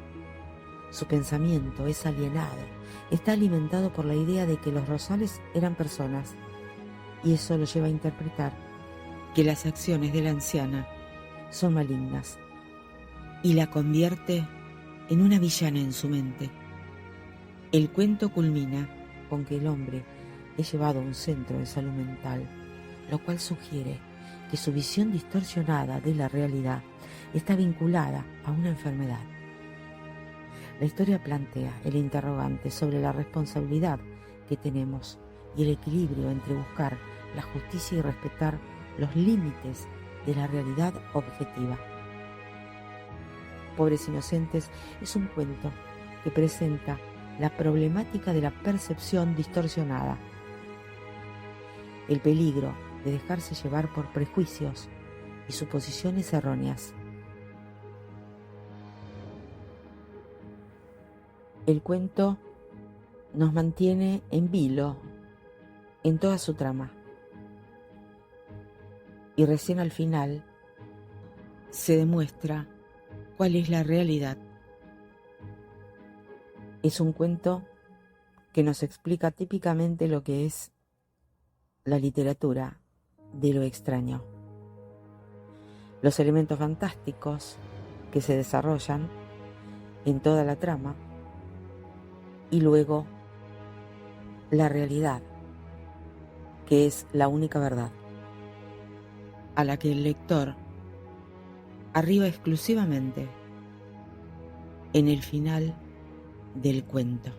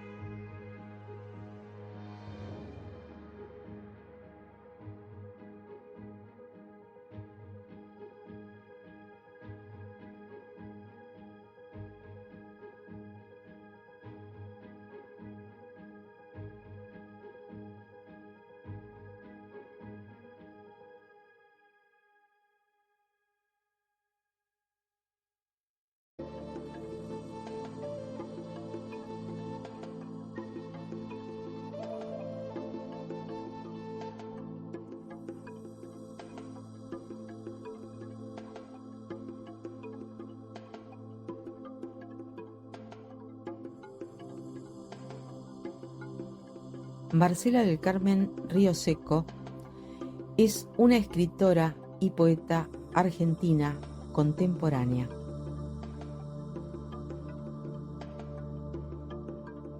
Es profesora en el Instituto Patagónico de Capacitación y Especialización de Río Negro. Su ciudad de origen es Villa Regina, en la provincia de Río Negro, y actualmente reside allí. Es directora y generadora de contenidos en distintas páginas de internet. Es directora de la radio Colibrí en Villa Regina. Es directora de la revista digital En Tinta. Es creadora y editora de videos en su canal de YouTube. Es creadora del grupo poético La Musa Poeta. Escribe desde muy pequeña y forma parte del mundo cultural de la poesía y literatura desde hace décadas a través de intervenciones en antologías, como administradora en grupos poéticos, como generadora de eventos culturales. Es conductora en sus propios programas de radio.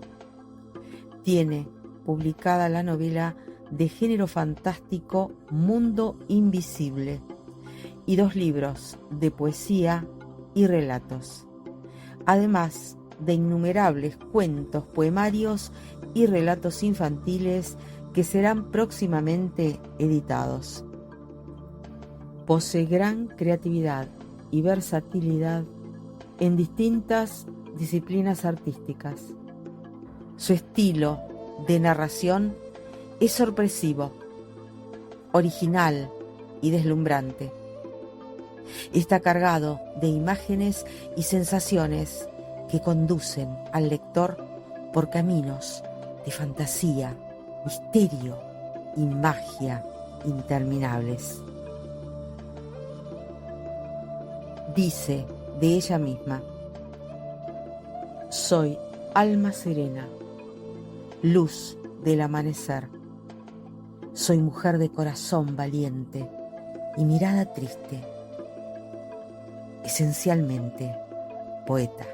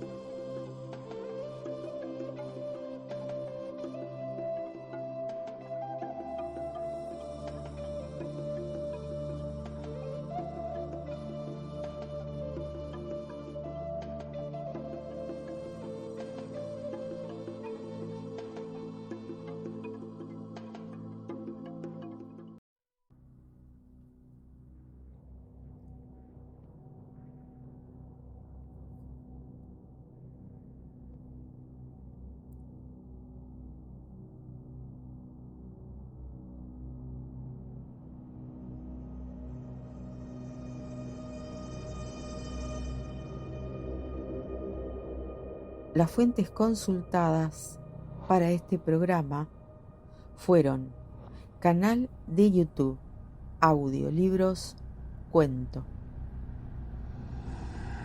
Brian McGrady, topic, amazon.com, es.script.com y página Indonesia Document.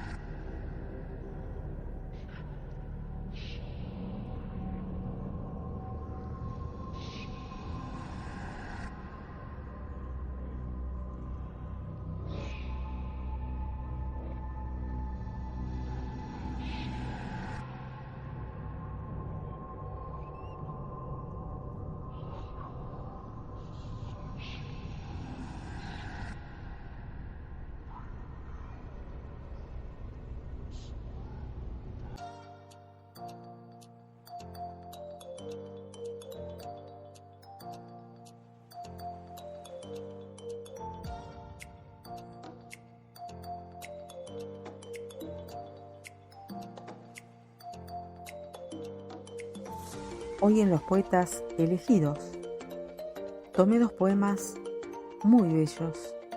Uno es Monólogo, mi sombra y yo, de la poeta América Martinier, de Lima, Perú.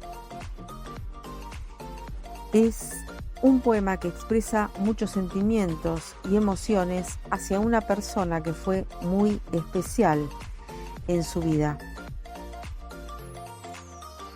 Ella dice que al principio no creía en lo que sentía, Pero sin embargo, ahora comprendió que la vida es absurda y que en eso reside la vida misma.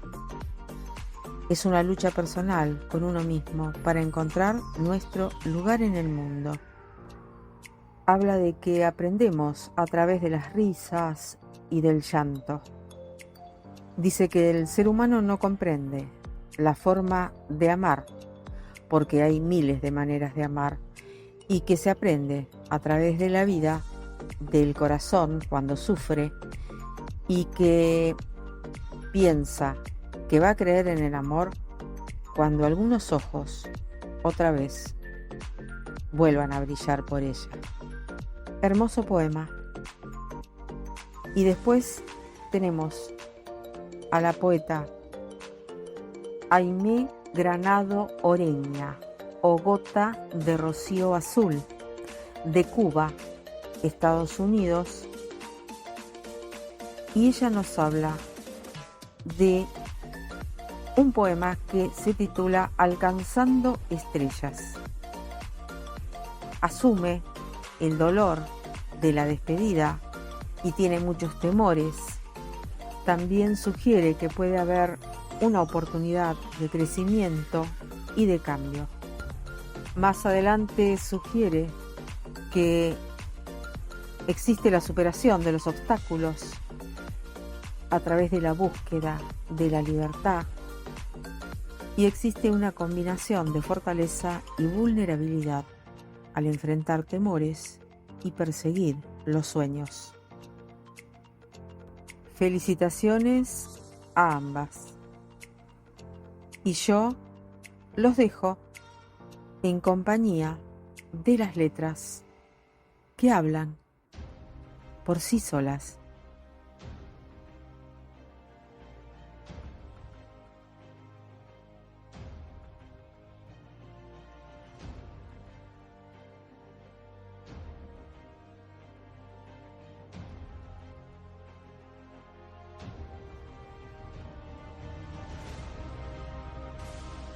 Monólogo, mi sombra y yo.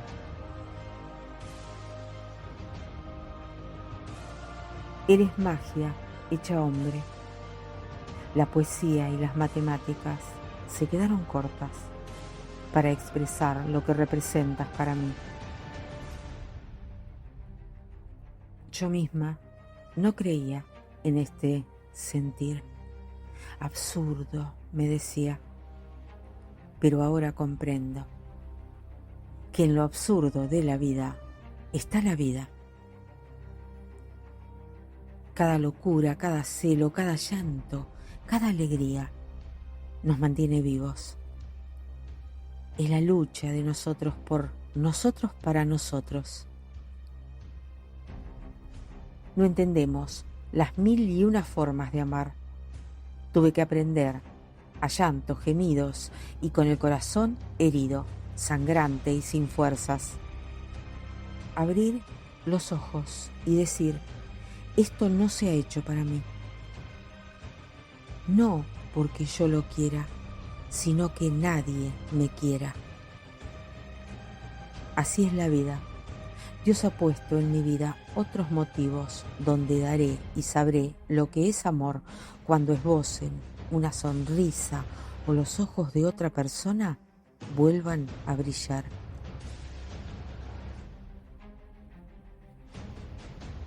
Monólogo, mi sombra y yo. América Martinier, Lima, Perú. Derechos reservados de autora. Diosma Patricia Davis, en voz y edición, desde Buenos Aires, Ciudad Autónoma de Argentina.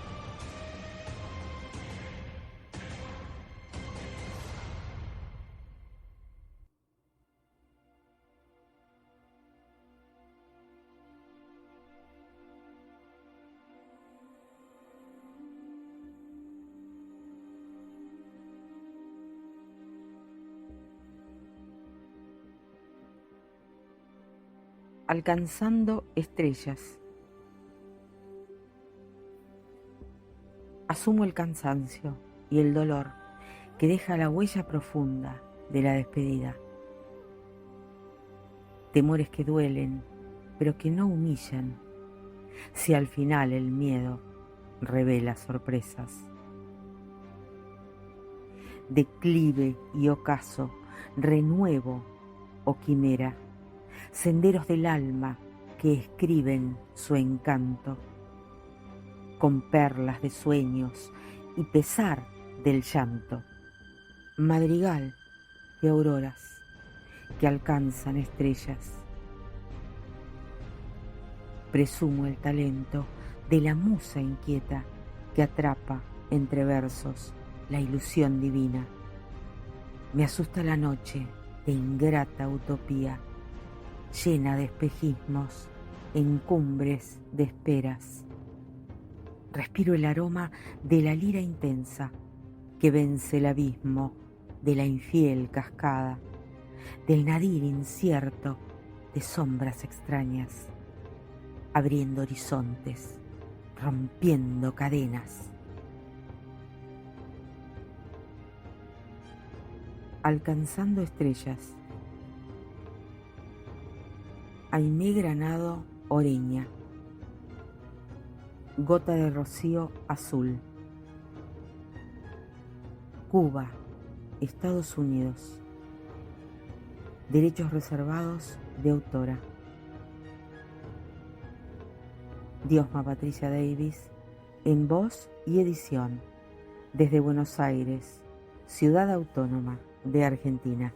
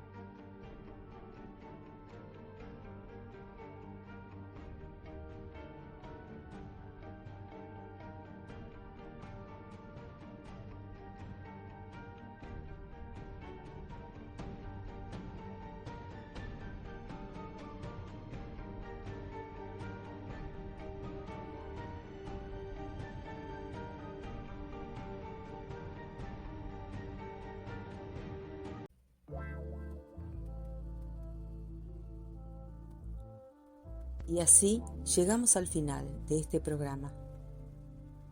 Deseo desde mi corazón que les haya agradado.